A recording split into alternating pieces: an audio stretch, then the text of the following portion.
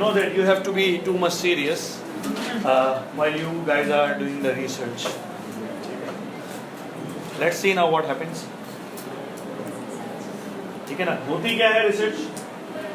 Systematic inquiry है, systematic investigation है, ठीक है, like study of material sources in order to establish what the facts research. जैसे कि हमने लास्ट टाइम भी क्लास में डिस्कस किया था कि like when you want to add something new into the current body of knowledge.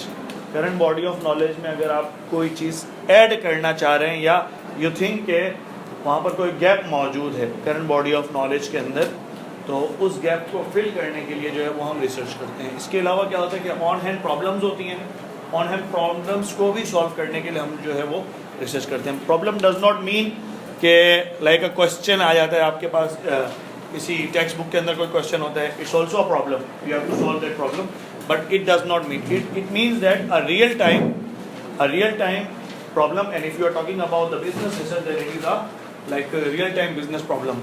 I have already given you the examples in the last class. However, let me give you some more examples. Say the sales of a business is declining for a certain percentage in the last few years.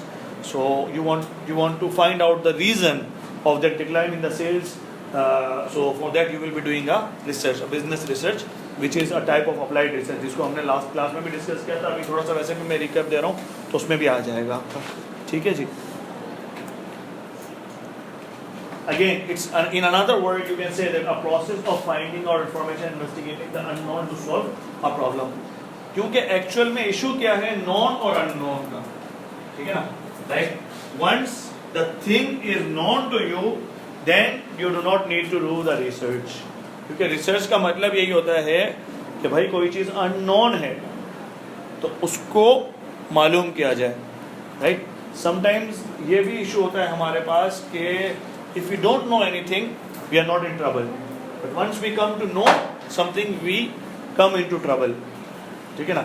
It's a philosophical thing. I am not going into the deep, like into the depth of this. ठीक है ना. अभी नहीं जा रहा हूँ मैं इसकी डेप्थ में. वैसे ही ये philosophical है. ठीक है जी.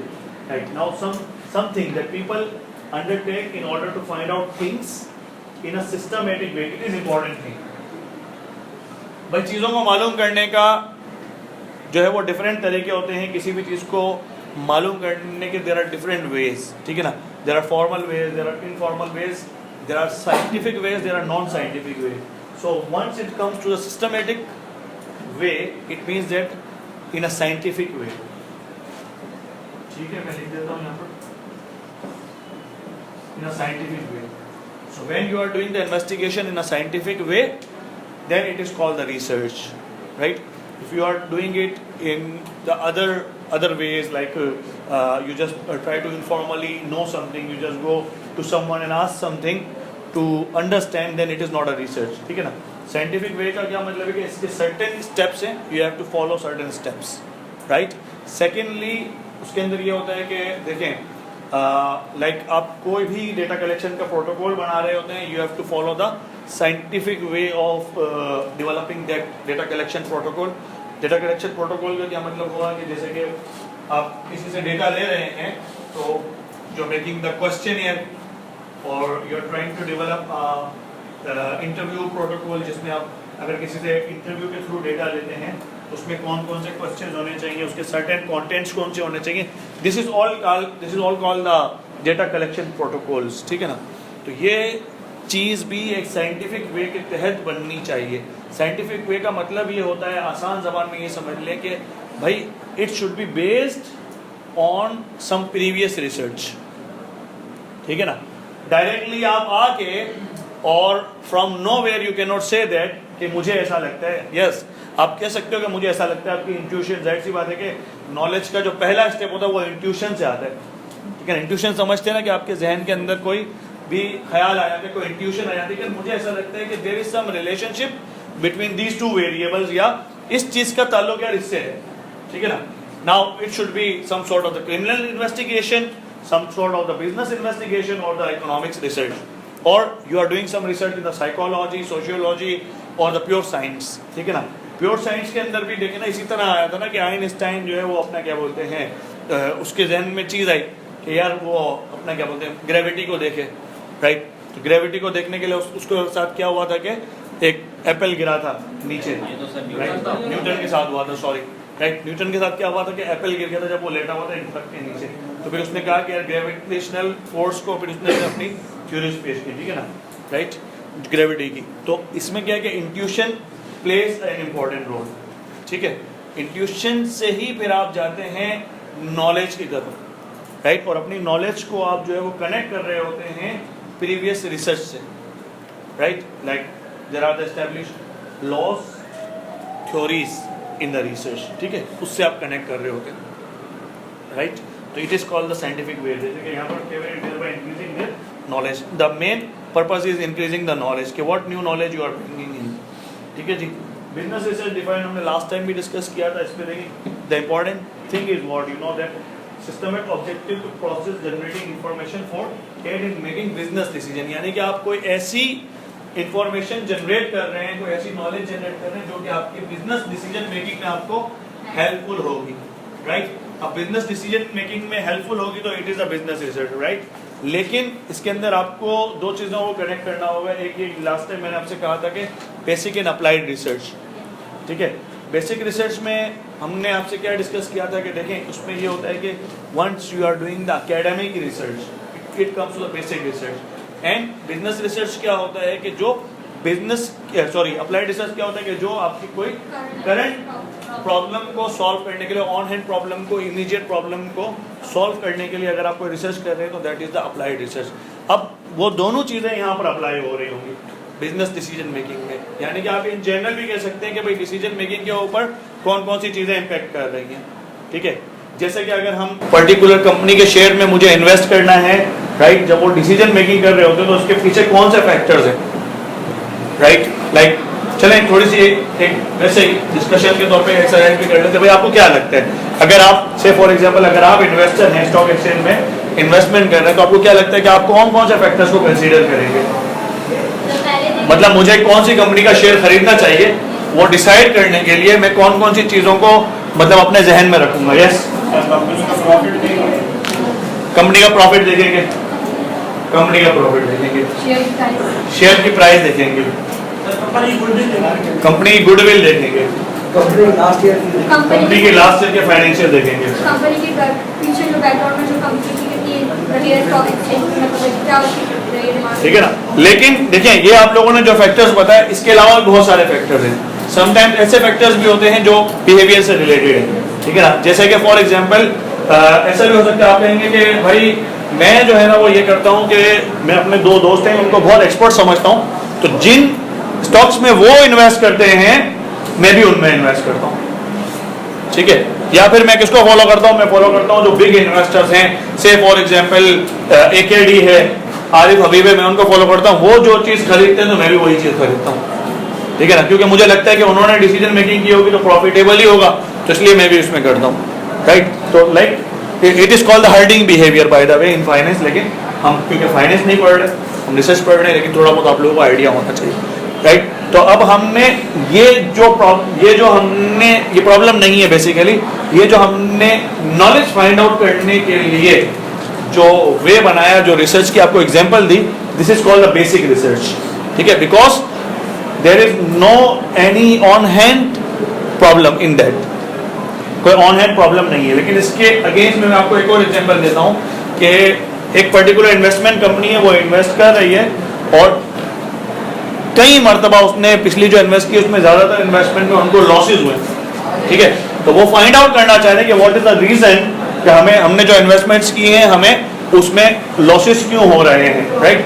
तो वो रिसर्चर्स को या तो हायर करेंगे या उनके अपने रिसर्चर्स मौजूद होंगे, ठीक है ना। इससे एक और बात भी निकली, वो भी मैं आप लोगों को बता दूं कि रिसर्चर दो टाइप के होते हैं basically, internal researchers and external researcher. जब हम बिजनेस से बात कर रहे हैं तो ठीक है ना, आप लोग क्योंकि बिजनेस के स्टूडेंट हैं तो हर बिजनेस के अंदर जो है इंटरनल रिसर्चर्स भी मौजूद होते हैं या हो सकते हैं। इट्स नॉट नेसेसरी कि हमेशा कंपनी ने अपने पास रेगुलर एम्प्लॉयज को हायर किया हुआ हो कि वो इंटरनली रिसर्च करें, लेकिन अगर कंपनी के अंदर इंटरनली रिसर्चर्स मौजूद हैं या समटाइम्स जरूरी नहीं होता कि they have a particular role of research, sometimes they are related to some department but they are good at research, they are the managers, they are good at research, so like they have been designated to find out the solution of some problem or the reasons. ठीक है ना, कुछ managers को भी appoint कर लिया, मतलब वक्ती तौर पे टेंटेटिवली उनको अपॉइंट कर लिया जाता है कि आप जो है वो ये जो हमें करंट प्रॉब्लम फेस हम कर रहे हैं इसको सॉल्व कर रहे हैं या इसकी जो भी रीजन है इसको मालूम करने के लिए उन मैनेजर्स को एज ए रिसर्चर अपॉइंट कर लिया जाता है। ठीक है, यानी उनको कहा जाता है कि आप जो है वो इस पर हमें रिसर्च करके देंगे, या समटाइम्स पर्टिकुलरली रिसर्चर ही होते हैं उनसे रिसर्च करवाई जाती है। और if they do not want to involve the internal people to solve that matter, then फिर वो क्या करते हैं कि बाहर से वो जो है फ्रीलांस या तो रिसर्चर्स होते हैं उनको हायर करते हैं, या कंसल्टेंसीज होती हैं, थर्ड पार्टी कंसल्टेंट्स होते हैं उनको हायर करते हैं कि वो इनकी जो है वो जो भी पर्टिकुलर प्रॉब्लम है उसको उसका सॉल्यूशन या दें या रीजन जो भी मतलब उनकी डिमांड होती है उसको यानी कि जो भी कंपनी की रिक्वायरमेंट बाय द वे वो करके देते हैं। ठीक है, ultimately the goal is to generate the information. ठीक है जी, अच्छा जी, what's not the research by the way, ठीक है ना, research is not information gathering, सिर्फ इंफॉर्मेशन गैदरिंग रिसर्च नहीं है, जो हमने लास्ट टाइम भी आपको इसके ऊपर डिस्कस हो चुकी है वैसे, ठीक है ना। Gathering information from sources as a book magazine is not a research. Last time मैंने आपको एग्जांपल दी, किसी भी आपने मतलब 4-5 बुक्स ली और वहां से इंफॉर्मेशन गैदर करके एक जगह पे जमा कर दिया तो ये रिसर्च नहीं है। क्यों? उसकी वजह ये है कि you are not finding out anything new. ठीक है, उससे आप जो है वो करंट बॉडी ऑफ नॉलेज में कोई इजाफा नहीं कर रहे हो, इसलिए वो रिसर्च नहीं है। ठीक है ना, not contributing to new knowledge, right, there is no new knowledge, that's why it is not the research. Just information gathering is a part of research. Information gathering research का एक पार्ट जरूर है, लेकिन as a whole it's not a research. ठीक है, it's a part of a research. Research isn't the transportation of facts, एक जगह से फैक्ट्स उठा के दूसरी जगह पे आपने प्रेजेंट कर दिए, ये रिसर्च नहीं है। कोई अगर ये कहता है कि भाई मैंने ये रिसर्च की है कि पाकिस्तान की जीडीपी कितनी है, ये वो है, तो वो उसने कुछ भी नहीं किया। स्टैटिस्टिक्स की यानी कि statistical federal bureau of statistics जो है या पाकिस्तान ब्यूरो ऑफ स्टैटिस्टिक्स, उसका नाम चेंज हो गया, वहां से उसने स्टैटिस्टिकल फिगर उठा के प्रेजेंट कर दिए, तो इट्स नॉट अ रिसर्च। हाँ, उन फिगर्स को लेके उसने कोई न्यू फाइंडिंग की, then it is a research. ठीक है ना, meddling is only transporting facts from one source to another does not constitute research, right? Then no contribution to the new knowledge, although this might make existing knowledge more accessible। हाँ, ये हो सकता है कि आपने जो है वो ऐसी जगह पे जो लोगों के लिए एक्सेसिबल नहीं थी, से फॉर एग्जांपल भाई बुक्स में लिखा हुआ था, उसको आपने सॉफ्ट कॉपी में बना के वेबसाइट पे डाल दिया, तो ये कोई रिसर्च नहीं है। या 10 वेबसाइट्स पे था, फैला हुआ काम था, आपने उनको जमा करके एक जगह पे डाल दिया, तो वो रिसर्च नहीं है। ठीक है, दो कि वो आपको हेल्प करेगी एक्सेस करने में नॉलेज को, लेकिन there is no new knowledge by the way. ठीक है जी, कैरेक्टरिस्टिक्स क्या होती हैं रिसर्च के अंदर, क्या क्या क्वालिटीज होती हैं, तो it's originate with a question और प्रॉब्लम। जब भी रिसर्च स्टार्ट होती है तो कोई क्वेश्चन जहन में आता है, ठीक है ना, और वो क्वेश्चन डिफरेंट टाइप के हो सकते हैं। लाइक क्वेश्चन ये भी हो सकता है कि भाई इस चीज का इस पर्टिकुलर दूसरी पर्टिकुलर चीज के साथ क्या रिलेशनशिप है, it's mean that what is the relationship between a variable X and variable Y. Generic form में, जनरल टर्म्स में बात कर रहा हूँ, एक वेरिएबल एक्स और वाई का आपस में क्या रिलेशनशिप है। ठीक है, एक ये हो सकता है। अच्छा, what are the reasons behind a particular behaviour of human और मार्केट और इन्वेस्टर्स और एम्प्लॉइज। ठीक है ना, किसी भी पर्टिकुलर का बिहेवियर मालूम करने के रीजंस कौन से हैं। ठीक है, ये बिल्कुल एक डिफरेंट टाइप का क्वेश्चन हो गया। अच्छा, you can also make the research question with why, like why some students do not take interest in theoretical classes, या why there are why most of the students in undergrad are not interested in research. ठीक है ना, तो you want to know the reasons. ठीक है, और ये जो रिसर्च का जो प्रॉब्लम होता है या रिसर्च का जो क्वेश्चन होता है, बेसिकली वही इस बात को भी डिसाइड करता है, जैसे कि हमने लास्ट टाइम डिस्कस किया था कि there are 2 types of research by design, qualitative and quantitative, जहां पे मैंने क्लास खत्म की थी। ये रिसर्च क्वेश्चन और रिसर्च प्रॉब्लम ही डिसाइड करते हैं कि आपका रिसर्च मेथोडोलॉजी क्या होगी, रिसर्च डिजाइन क्या होगी। यानी कि आप उस चीज को फाइंड आउट करने के लिए क्वालिटेटिव मेथड तैयार करेंगे या क्वांटिटेटिव करेंगे। ठीक है ना, जैसे कि हमने कहा वाई के साथ कोई क्वेश्चन बनाएंगे कि भाई why there are most of the students in undergrad class they are not interested in the research course, ठीक है ना. तो अब इसको मालूम करने के लिए मेरे पास कोई statistical way नहीं है, because I am trying to find out why, क्यों. तो क्यों के लिए मुझे क्या करना पड़ेगा कि उन सब के इंटरव्यू लेने पड़ेंगे जिनसे मैं पूछना चाह रहा हूँ. तो इंटरव्यू लूंगा तो मेरे पास डेटा आएगा टेक्स्ट की फॉर्म में, ठीक है ना. एंड यू नो दैट कि जब डेटा टेक्स्ट की फॉर्म में आता है तो वो क्वालिटेटिव डेटा होता है. इसके ऊपर हमने लास्ट क्लास में काफी सब्जेक्टिव एंड ऑब्जेक्टिव डेटा के ऊपर काफी बात की थी, राइट. तो यहीं से आपका डिसाइड होता है, ठीक है. लेकिन समटाइम्स क्या होता है कि स्टूडेंट जब रिसर्च करने लगते हैं, इंशाल्लाह आप लोगों में से कुछ लोग जो है वो आगे एमफिल की तरफ या मास्टर्स में रिसर्च करेंगे, पीएचडी में रिसर्च करेंगे, किसी ने अगर इरादा किया हुआ है पीएचडी का तो, राइट. तो उस वक्त आपको ये वाली बात जो है वो काम आएगी स्पेशली कि देखें समटाइम्स ये होता है कि स्टूडेंट ये डिसाइड कर लेते हैं कि मैं अपनी रिसर्च जो है वो क्वांटिटेटिव रिसर्च करूंगा या क्वालिटेटिव रिसर्च करूंगा. तो it is not up to you, ठीक है ना. ये आपके ऊपर होता ही नहीं है कि आप रिसर्च की डिज़ाइन को खुद से डिसाइड करें. ये डिपेंड कर रहा होता है कि what are your research question, what is your research question और what are your research question. Sometimes you have more than one question, ठीक है ना. तो आप अपने रिसर्च क्वेश्चंस को आंसर करने के लिए कौन सा वे इख्तियार करेंगे वो आपका रिसर्च क्वेश्चन ही आपको बताएगा. If you are trying to find out the impacts and the relationships or something which is in the numerical form, then you will go into the quantitative, right. If you want to go for the why and how, then like किसी चीज़ का why and how मालूम करना होगा तो आप उसको quantitatively मालूम नहीं कर सकते, ठीक है ना. उसके लिए आपको जो है वो टेक्सचुअल डेटा चाहिए होगा, या इंटरव्यू लेना होगा, या ऑब्जर्वेशन करनी होगा, ठीक है ना. ये किस तरह की जाती है, इंटरव्यू कैसे लिए जाते हैं, ऑब्जर्वेशन कैसे की जाती है, क्वेश्चनियर के थ्रू कैसे डेटा कलेक्ट किया जाता है, इनके डेटा एनालिसिस कैसे किए जाते हैं, यही सब काम हमें इस कोर्स में सीखना है प्रैक्टिकली स्पीकिंग, ठीक है ना. Because it is the introductory class.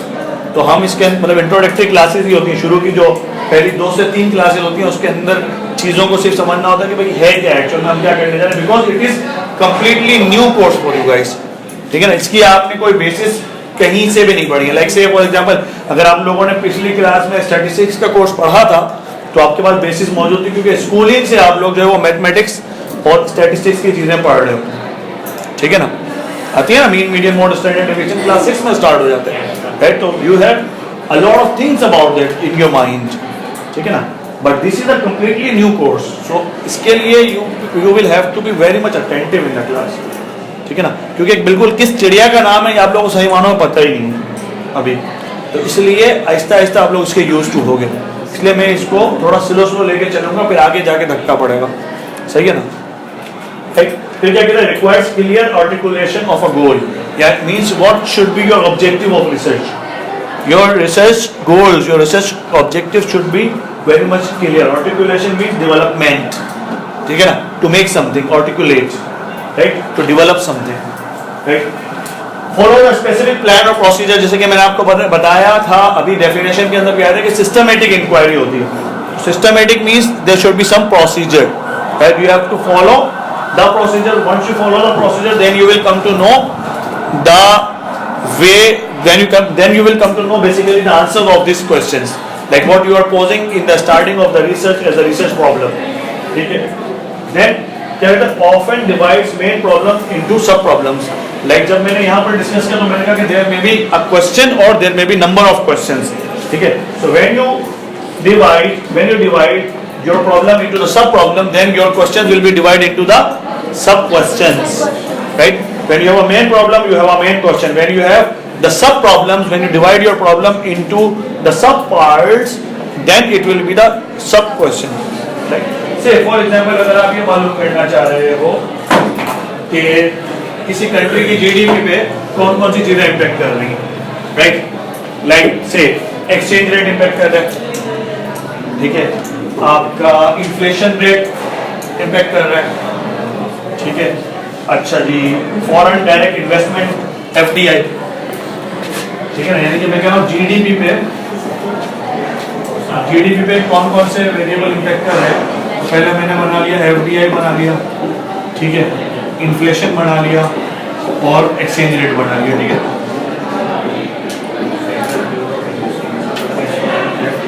मैंने मॉडल कर दिया इसको, राइट। अब मेरा अगर देखा जाए तो इन तीनों के लिए अगर कोई कलेक्टिव नेम लिया जाए तो कलेक्टिव नेम क्या होगा? मैक्रो इकोनॉमिक फैक्टर्स, ठीक है, मैक्रो इकोनॉमिक वेरिएबल्स या macro economic factors. So what macroeconomic factors or what macroeconomic characteristics impact on GDP? It is my main question, right? What macroeconomic factors impact on GDP? So it is my main question. But if you can see this model, you can divide this model into three, right? Like the impact of FDI on GDP, the impact of inflation on GDP, and the impact of exchange rate on GDP. So this will become your sub questions, ठीक है ना? तो इससे आप अपने सब questions जो है वो ड्राइव कर सकते हैं, right? And usually what happens that like when we are doing the research at the basic levels, what we do that we try to translate our research questions into the research objectives similar, which are very much aligned to the research questions, and then our hypotheses are also aligned with these research questions, ठीक है ना? तो हम अपने hypothesis भी फिर इसी तरह बनाते हैं। इसमें से 3 hypotheses निकले, समझ में आ गई बात? इसमें से हम 3 hypotheses जो है वो निकाल सकते हैं। 3 research questions बनाए तो 3 hypotheses निकाल सकते हैं, ठीक है? अच्छा जी, इसके बाद क्या कह रहा है देखिए, guided by specific problem, question और hypothesis, again इसी से relate हो गया, I do not need to explain, already explained this one, okay? Accept certain critical assumptions. Definitely there are the assumptions, like when you are doing some research there are the assumptions. When you try to give some theory, आप लोगों ने पढ़ा होगा ना कि भाई मुख्तलिफ books में आप पढ़ते हैं कि भाई ये कोई थ्योरी है, कोई थ्योरी होती है, उसकी कुछ assumptions होती हैं, ठीक है ना? तो assumptions are necessary because without assumptions in generic form you cannot come up with a theory, right? Even in the experiment you have some assumptions, ठीक है ना? आपको कुछ चीजों को कंट्रोल करना पड़ता है जब हम एक्सपेरिमेंट भी कर रहे होते हैं। तो if you do not have the controlled experiments then there are no assumptions at all, ठीक है? So for the scientific theories, for even the theories in sociology and management and economics and all that, you have the assumptions, ठीक है ना? मफरूजात आप लोगों ने first year inter के अंदर भी इकोनॉमिक्स के रिसर्चेस के हवाले से भी आपने पढ़ा होगा, देयर आर द अजम्पशंस, ठीक है? So there must be the assumptions. Then requires collection and interpretation of data. Like when you want to do the research, it requires the collection of data. First you collect the data, then you analyze the data, then you interpret the results, ठीक है ना? इसका थोड़ा सा आप लोगों को जो है वो टेस्ट मिल जाता है जब आप लोग स्टैटिस्टिक्स का पढ़ रहे होते हैं। पिछली क्लास में हमने पढ़ा हमारे पास थोड़ा डेटा होता था, ठीक है? उसकी बेस पे हम क्या करते थे कि लाइक हम हाइपोथेसिस टेस्टिंग कर लेते थे, मीन टेस्टिंग जैसे कि हमने की थी, और हम कहते थे कि हमें ये मालूम करना है कि क्या भाई मीन ऐसा है या ऐसा नहीं है। तो उसके लिए हम क्या करते थे, मीन टेस्टिंग करते थे, फिर रिजल्ट आया था, रिजल्ट आने के बाद हम उसको क्या करते थे, उसका डिसीजन देते थे और डिसीजन को इंटरप्रेट करते थे, right? So always when you do the analysis you have to interpret, right? तो सिर्फ देखें, इंपॉर्टेंट ये नहीं है कि आपके पास कुछ नंबर्स आ गए, कुछ वैल्यूज आ गई, कुछ डेटा सेट आ गया और उसके ऊपर आपने ये कोई स्टैटिस्टिकल एनालिसिस लगा दिया। It is not important. Important is that कि आपने उससे जो रिजल्ट निकाला है उस रिजल्ट से आपने क्या अंडरस्टैंड किया और फिर उसको इंटरप्रेट करते कैसे हैं उस रिजल्ट को। Interpretation of the result is much much much more important than analysing the data, ठीक है ना? क्योंकि डेटा एनालिसिस जो है उसके लिए आपको सिर्फ सॉफ्टवेयर सीखना पड़ता है, ठीक है? बेसिक नॉलेज जरूरी है, जाहिर सी बात है कि अगर आप स्टेट्स वगैरह करें तो बेसिक नॉलेज तो जरूरी होती है, लेकिन जब आपने एनालिसिस कर लिया, एनालिसिस करने से आपको सिर्फ और सिर्फ SPSS जैसे कि हमने चलाया था लास्ट टाइम या एक्सेल चलाया था, तो वो आपको रिजल्ट तो दे देगा, ठीक है ना? उस रिजल्ट की इंटरप्रिटेशन कैसे होगी, इट इज इम्पॉर्टेंट, ठीक है? और उससे पहले एक और चीज होती है, this is also much more important. वो क्या है, वो भी मैं आप लोगों को, जब हम चल रहे हैं फ्लो में हैं तो मैं आपको बता देता हूँ। रिसर्च के अंदर हम एक चीज कहते हैं, उसको कहा जाता है ए प्रायोरिटी, ठीक है ना? A priority, you have to be used to with अजीब से वर्ड्स, ठीक है ना? आप लोगों को इन सब चीजों का यूज टू होना पड़ेगा because you are doing the research. देखें ए प्रायोरिटी क्या होता है, मैं आपको एक एग्जांपल समझाने की कोशिश कर रहा हूँ, ठीक है ना। मैं एग्जांपल देता हूँ, क्या बल्कि मैं कहता हूँ, क्लेम करता हूँ कि भाई पाकिस्तान में गधों की तादाद जैसे जैसे बढ़ रही है, ठीक है ना, वैसे वैसे महंगाई हो रही है। पाकिस्तान में गधों की तादाद, number of donkeys in Pakistan,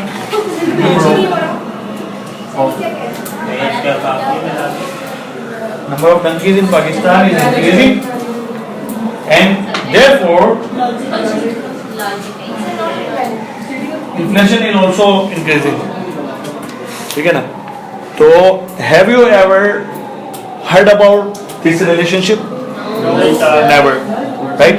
But if you have the statistics about that, if you have the values of like number of donkeys in 2010, 11, 12, 13, 14, 15, 16, 17, 18 and 19, right? You put into the software and you have the numbers about the inflation, right? So inflation के numbers भी हैं, if you have the numbers of inflation from 2010 to 2019, you just put it into the software, or okay, you just even not put it into the software, you know the regression, simple regression, आप लोगों ने manually भी चला कर ली, यानी कि solve कर ली, तो आंसर आ जाएगा। सॉफ्टवेयर भी आपको आंसर दे देगा, एक्सेल आपको आंसर दे देगा, स्पेसिस आपको आंसर दे देगा, ई व्यूज आपको आंसर दे देगा, मतलब जो भी स्टैटिस्टिकल के सॉफ्टवेयर है वो सब आपको आंसर निकाल कर दे देंगे, ठीक है। उसमें आपको बीटा भी मिल रहा होगा, आपको सिग्निफिकेंस की वैल्यूज भी मिल रही होंगी, सब कुछ you will be getting everything, right. You will know कि मतलब जो है वो हाइपोथेसिस आपका रिजेक्ट हो रहा है या रिजेक्ट नहीं हो रहा है, 95% पे हो रहा है, ठीक है ना, मतलब एवरीथिंग आपको पता होगी, ठीक है ना। कॉन्फिडेंस इंटरवल वगैरह सब कुछ पता होगा आप लोगों को, लेकिन इसके पीछे जो आपने यानी कि क्वेश्चन रेज किया या मैंने जो क्वेश्चन क्लेम किया या रेज किया, इसके पीछे there is no prior knowledge. Even जब मैंने ये लिखा तो किसी ने कह दिया कि इलॉजिकल, ठीक है ना। तो when the relationships are not logical, right, you can not make like you can not pose a research question और you can not claim a hypothesis. Hypothesis claim करने के लिए उसके पीछे कोई ए प्रायोरी होनी चाहिए। A priori means the current knowledge, current relationship, some logic behind that, कुछ लॉजिकल रिलेशनशिप होना चाहिए, कुछ थ्योरी के अंदर चीज मौजूद होनी चाहिए। या लिटरेचर में, literature means not the English literature, Urdu literature जो स्कूल में पढ़ते थे, English grammar and English literature, या English language and English literature, दो कॉपी बना देते थे, वो वाला नहीं भाई। Literature means researches, previous researches, उसको हम लिटरेचर कहते हैं। जब हम लिटरेचर की बात करेंगे तो हम कहेंगे कि जो पहले से रिसर्चेस हो गई हैं उसकी बात हो रही है, ठीक है ना। तो उसमें अगर आपको कोई रिलेशनशिप, कोई हिंट, कोई क्लू नहीं मिल रहा, राइट, तो then you will not claim the hypothesis, like you can not claim the hypothesis from nowhere, ठीक है ना। इसलिए a priority is must, right, something which is already available to relate the relationships of some variable or to claim some hypothesis. All right, got it. So like अच्छा जी, मैं discuss कर रहा था इसकी, राइट। अच्छा, तो जब आपने इसका डेटा कलेक्ट कर लिया, डेटा कलेक्ट करने के बाद आपने जब रिजल्ट ले लिया, अब सेकंड चीज के अंदर जो इंपॉर्टेंट होती है वो इंटरप्रिटेशन, ठीक है ना। तो इसलिए दोनों चीजें इंपॉर्टेंट है कि आप किस चीज को एनालाइज कर रहे हो, ये भी इंपॉर्टेंट है, और एनालिसिस करने के बाद जो रिजल्ट्स आ रहे हैं उसको इंटरप्रेट कर रहे हो वो भी इंपॉर्टेंट है। अगर आपके पास ए प्रायोरी मौजूद भी है, आपने बिल्कुल लॉजिकल रिलेशनशिप भी बनाया हुआ है जैसे कि ये वाला है, राइट, लेकिन आप उसको इंटरप्रेट करना नहीं जानते तो भी आपके डेटा एनालिसिस करने का कोई फायदा नहीं है, राइट। और इंटरप्रेट करने के लिए you must be having a lot of theoretical knowledge regarding the subject which you are trying to research on, ठीक है ना। जिस पे आप रिसर्च कर रहे हैं उसकी आपके पास थ्योरेटिकल नॉलेज होनी चाहिए, राइट। सम लाइक आप लोगों को भी अभी like in the next week मैं शायद आप लोगों को टास्क दे दूंगा कि भाई आप लोगों को किसी चीज के ऊपर रिसर्च करनी है। तो जो सबसे इंपॉर्टेंट मसला आप लोगों के लिए बनेगा वो क्या होगा, बताइए मुझे, किस टॉपिक पे करें, ठीक है, किस टॉपिक पे करें सर। बिजनेस में तो इतनी चीजें हैं, हम किस पे करें, राइट। तो उसके लिए फिर आप लोगों को क्या करना पड़ेगा, पढ़ना पड़ेगा, रीड करना पड़ेगा, राइट। तो reading is essential for doing the research, अगर आप रीड नहीं करेंगे तो आपके पास नॉलेज नहीं आएगी करंट नॉलेज है क्या। जब आपको करंट नॉलेज का नहीं पता होगा तो आप क्या सजेस्ट कर सकते हो कि भाई इसमें गैप क्या है, समझ में आ रही है बात। इसलिए यू हैव टू रीड, उसमें रीडिंग इतनी ज़्यादा है कि आप लोगों को रीडिंग करना आ जाएगी।